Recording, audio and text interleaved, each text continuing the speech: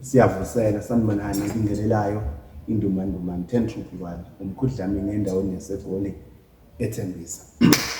Ngiyanibingelela ke babukeli abazobukela le video ku social media yonke YouTube, ku TikTok, ku Facebook. Namhlanje asike sikhulume ngento ebalekile. Esedide abantu abaningi bagijima ke bayofika kwabantu bathi bayabasiza noma bathi bayabathwasisa noma bathi bayabakhulela ngendlela abanjongayo. Right, asike sibheke umuntu ekuthiwa kufanele ethwase nomuntu engafanele ethwase, ngoba kuhlukile kunomuntu ofanele ethwase kunomuntu okufanele engathwasi. Sikhuluma ngomuntu engafanele ethwase, sikhuluma ngabantu abayibiza ama safe initiate.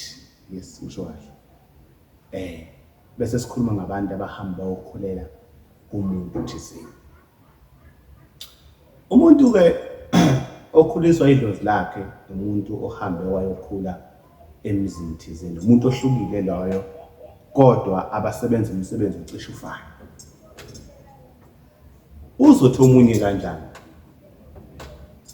Iziphi impawu ezisuke ikhombisa ukuthi wena akufanele uthwase? Namhlanje sihlukanisa umthandazi, ngihlukanise umuntu ekufuna ethwase, ngihlukanise nomuntu engafanele ethwase, ngihlukanise umuntu othwasisa ngabantu bakubo.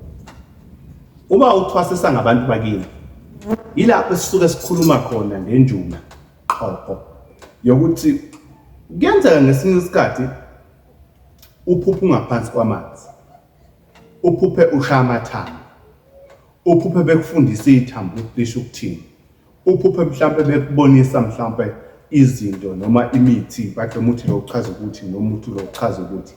Lalela umntana esekhaya, wena self awunayo umuntu ozothi gobela kuye noma ozothi baba kuye noma ozothi mama kuye. Wena ugobela wakho abantu bakini abayithwasisayo phezu kwesimo sento yomzimba wakho. La usuqala khona ufundisa imithi, ufundisa izinto, idlozi kuwena liyazenzela, liyayithwasisela phezu kwesimo sento yembi. Ikuphikela abantu bafike behluleke khona uma ukunderstand ukuthi idlozi masekuthola ithwasisela isuke kusho ukuthini. Ungawuphetha wonke umsebenzi wedlozi ungakazi uye kumuntu ozofike ekusize noma ofike ekukhuphule noma efike ekulamulele. Kodwa la sikhuluma ngento esuke uphathiswe yidlozi lakini, esuke sikhuluma ngenjula buqhopho yakini, esuke sikhuluma ngabantu abadala abakini abakongamele bahleli ngaphansi base bakupha umsebenzi. Right. Uthi omunye makabuza, mkhulu selingithwasisile idlozi la ngibonisa izinto, ngayithenga izimbuzi, ngayithenga izembatho, bangifundisa amathambo ngawathenga. Ngenza njani? Go forward. Lalela, idlozi lakini masithwasisele labantu abathi bangama self initiate.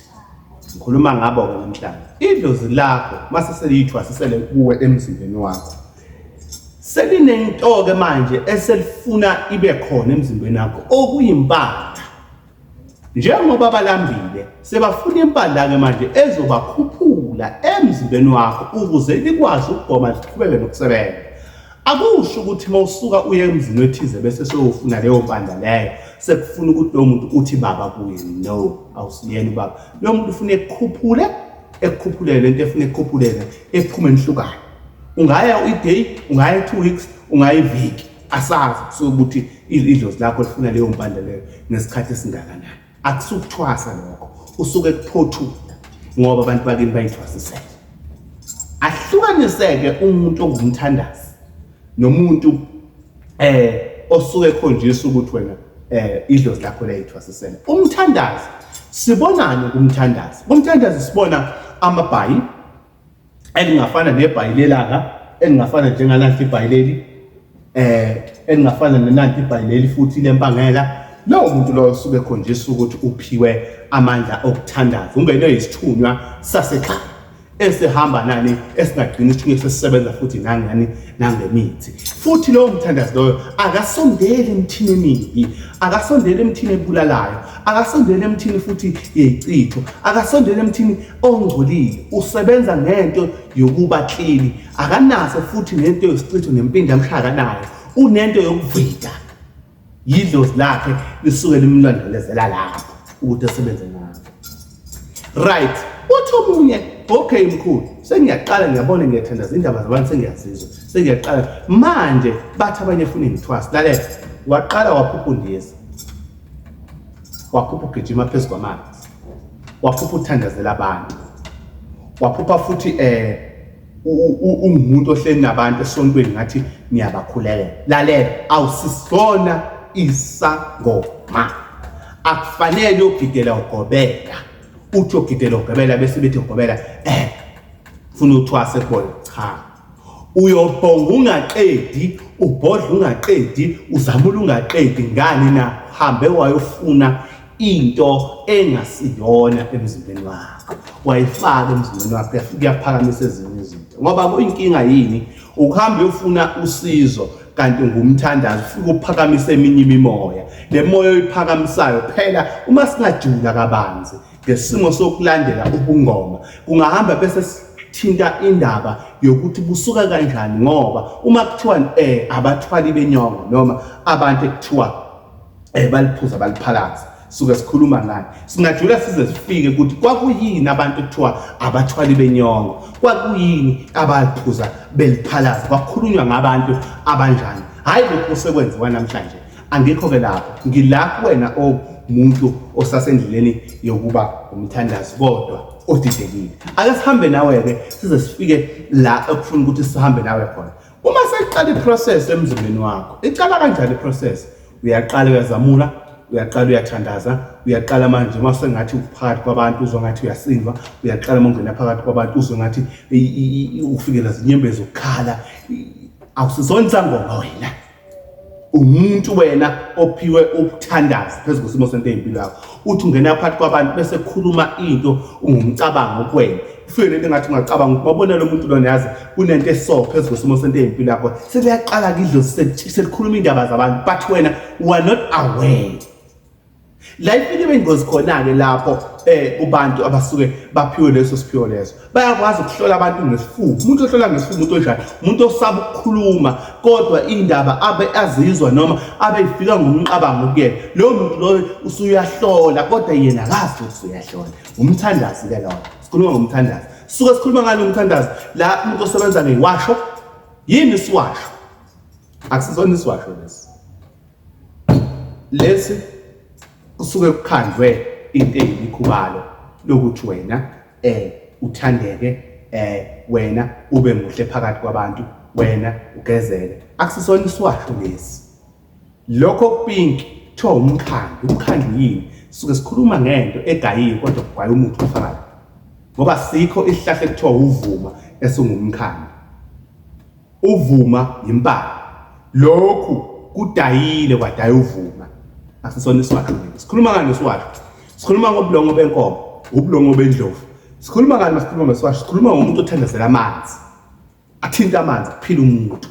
Sikhuluma ngani masikhuluma ngesiwasho? Sikhuluma ngomuntu okwazi ukuhlanganisa ubulongo bendlovu, isanti yaselwandle, izinto ezingafana nobisi, ahlanganise umuntu akwenzele isiwasho, akuphekele into eyisiwasho, umuntu ofaka izinseshi, umuntu okuphothela izinseshi. So sikhuluma ngani umuntu okhuluma sikhuluma ngomuntu manje osebenza ngokuqiniso ngokububa usebenza umthandazi. Uma siseqala ubona umthandazi aleyigubhu, uthola ubona umthandazi alamaphondo, akusasiyena umthandazi lokho. Sekuhlukile nomthandazi. Bakhona-ke abathandazi abaphiwa ubunyanga, baphiwa ukuthandaza. Ubunyanga nokuthandaza biyaphila kena, phinde kuvuke nokugedla kuwe. Angazi noma ningizwa kahle inkosi yami. Ngicela uma usho ukuthi uyangizwa, ucomment ngezansi after le video ezobe ngiyiposte khona. Lalelani-ke ngani zethonga, ngani zedlozi. ame ngande kakhulu bengisathi xaphu ngiyabhaza nje ngiyabhaza ngenzela ukuthi nibe aware ningadlali ngane social media nokucaphela social media kunabantu abazodlala ngabantu bekhuluma izinto abangazazi ababahambe bayigugula siyabuya ke nenye episode la sizojula khona kabanzi la sizojula kabanzi ngomuntu ongumthandazi nomuntu oyiself initiate ukuthi abantu abahluke kanjani nomuntu owumngoma asikabuthindi ke abantu bobungoma asikafiki kubona siyafika kubo phinde sichaze ukuthi lo muntu loyo mase sokuphupha lezi zinto ezikanje noma kwenza izinto ezikanje wena uyisangoma noma wena uzoba isangoma anganimezwa kahle ekuyinkinga ke yilokho ngiyabonga kakhulu ngicela usifollowe lapha yana ku-YouTube channel yethu uthi Thunya Somoya TV bese uthi subscribe uma ungakasifollowanga namhlanje ungakasubscribe namhlanje kule channel yethu siyacela ukuthi usubscribe phezulu bese uyakhomenta ngezandla ukuze ukwazi ukuthola amanye amavidiyo siyanithanda onithandayo umkhundlameni 1011 Ndumandumane 991 international endaweni yaseGoli eThembisa la ngitholakala khona inkosi mayini ngosiso amen.